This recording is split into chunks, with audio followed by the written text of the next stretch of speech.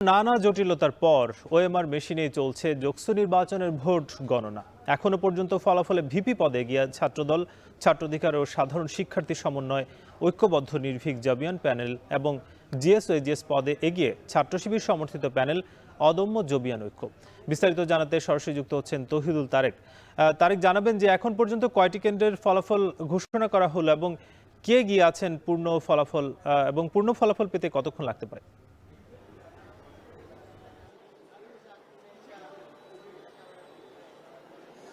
সাকিব, আপনি শুরুতে যে বিষয়টি উল্লেখ করেছেন যে অনেকক্ষণ যাবতই কিন্তু এই যকসু নির্বাচনের যে কার্যক্রম সেটি চলছে, কারণ আপনি জানেন যে গতকাল ভোট কাস্টের পর এরপর কিন্তু ৫ ঘন্টা যান্ত্রিক ত্রুটির কারণ দেখিয়ে কিন্তু ভোট গণনা শুরু হয় ৫ ঘন্টা পর, এবং এখন পর্যন্ত কিন্তু সেই গণনা চলছে।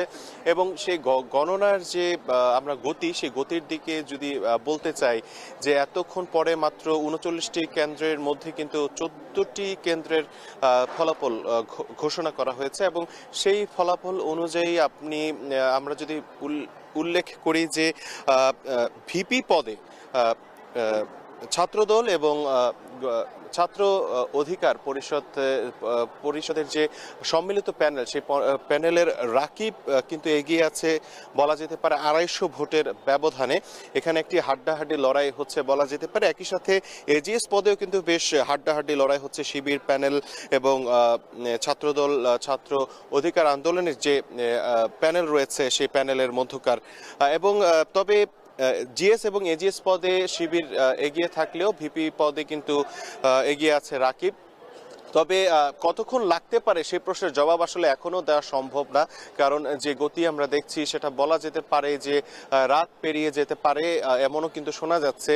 এবং একই সাথে যে বিষয়টি উল্লেখ করতে চাই যে ভেতরে কেন্দ্রীয় নিয়ন্ত্রণ কক্ষে এখানে বাইরে থেকেও কিন্তু যে স্ক্রিন লাগানো হয়েছে, সেই স্ক্রিনে কিন্তু বাইরের অনেক শিক্ষার্থীরা এবং সংশ্লিষ্ট যারা রয়েছেন এই যকসু নির্বাচনে তারা কিন্তু এখানে ফলাফল পর্যবেক্ষণ করছেন। এবং বলা যেতে